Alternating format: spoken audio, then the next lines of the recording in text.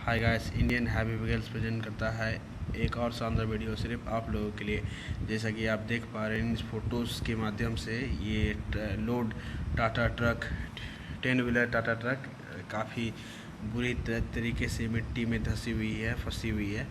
तो आगे इस वीडियो में जो है देखने वाले हैं किस प्रकार इस गाड़ी को मिट्टी से निकाला जाता है। तो चलिए हाँ, वीडियो की ओर आप ये पूरे आप जो है प्रोसेस वीडियोस में देखेंगे कि किस प्रकार इस मिट्टी में धंसी हुई ट्रक को